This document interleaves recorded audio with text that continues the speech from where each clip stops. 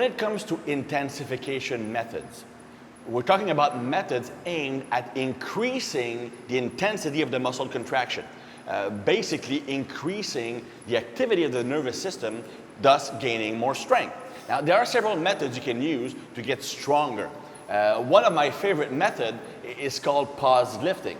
Basically, you do a big basic movement, and during the range of motion, you will hold a certain position for 2 or 3 seconds. Now, that has several benefits. First of all, as a coach, it allows me, for example, to watch Alex do a deadlift.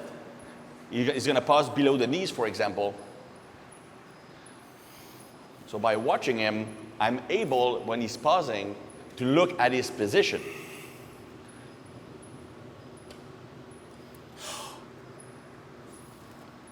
So I could look at body position, shoulders above the barbell, tibia perpendicular to the floor, we're fine. And you would finish the lift. That's it. So it allows me to look at his position and to see if he is in the right position. If he were not in the right position, for example, let's say he's deadlifting and the shoulders will be behind the bar and the tibia would be like angled forward at the knees, meaning that he's pushing too much with the quads. See, now here, the shoulders are behind the barbell and the tibia are angled a bit forward. Now, can you go down? That would be a bad mechanical position. So I could address that, and before he finishes the lift, I could tell him to adjust. So he's going to have the shoulders behind the barbell, knees too far forward.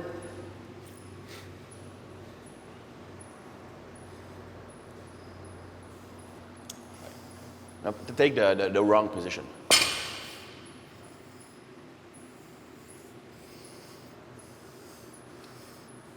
Right. Push your knees back, shoulders above the bar. See, finish the lift. See, now I can make technical correction in the movement. It also makes, for example, that portion of range of motion more challenging. So if his weak point is passing the knees, which is often the case on the deadlift, then it would make that position stronger because I'm spending more time there. If Alex is not good at maintaining tension, he's not rigid, he's losing rigidity, then that pause, holding that position, he can focus more actively on his posture because now he doesn't have to think about doing the movement. So he can simply focus on staying tight. And if he loses tightness during the start of the movement, he can reestablish it during the pause. So it's a motor learning thing, which would be a great way to work on strength efficiency in the early portion of a strength cycle. Because the early portion of a strength cycle, basically, you don't yet use maximal weight. So you still want to train strength. It's a great time to work on perfect lifting form, perfect posture, and correcting weak areas in the lift.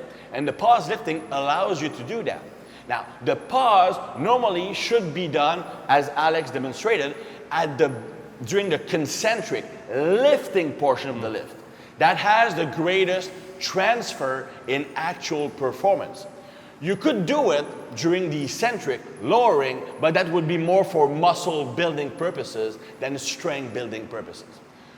One training cycle I really like though, it's for 4 weeks, we're going to stick with the same weight on the big lift.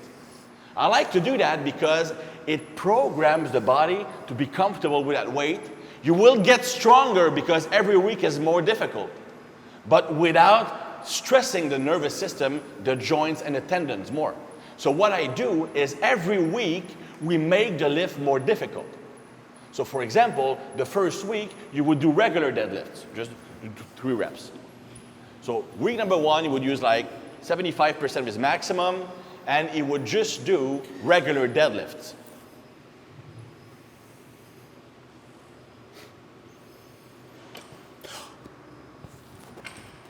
Good. Reset every rep. Good. That's it. So that would be the first week. It's the easiest week. Now the second week, I would keep the same weight, but I'm gonna make the lift more demanding by using a pause during the eccentric, when he's gonna bring the barbell down. It's slightly more difficult than just doing a regular lift. So he's gonna do 3 reps. He's gonna pause just below the knees on the way down.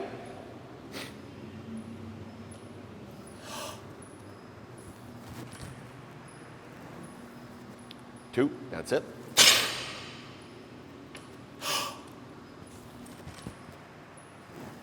1, 2, that's it.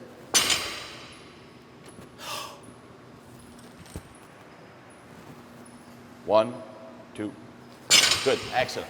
So that would be week number 2. It's just slightly more demanding. Week number 3, we would have the pause on the concentric, lifting portion, same position, same 2 or 3 seconds. It's slightly more demanding because when he's stopping at a weak position, and when he's restarting the movement, he's restarting it from a weak point in the range of motion, which will strengthen that point. But it's more difficult when you do it.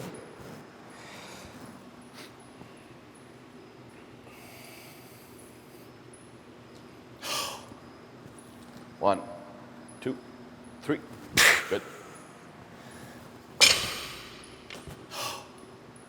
1, 2, 3. Shot. 1, 2, 3. That's it. Good. That'll be the 3rd week, slightly more demanding. Still no increase in weight. Just the fact that the conditions under which the lift is performed are more difficult, he is gaining strength. Now, the last week of the cycle, we would do the pause both during the eccentric and the concentric. So he's going to lift the weight, pause at the knee, finish the lift, and on the way down, he's also going to pause. Just do 1 rep, because that's really heavy for you, so.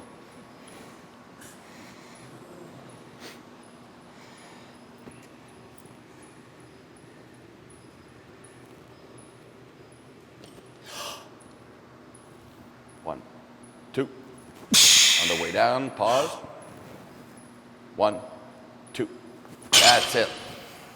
So basically, that allows me to program perfect posture and strengthen a weak part in the range of motion, which is what strength is about, correcting weaknesses. So pause lifting, great way to correct both technique and a weak portion in the range of motion.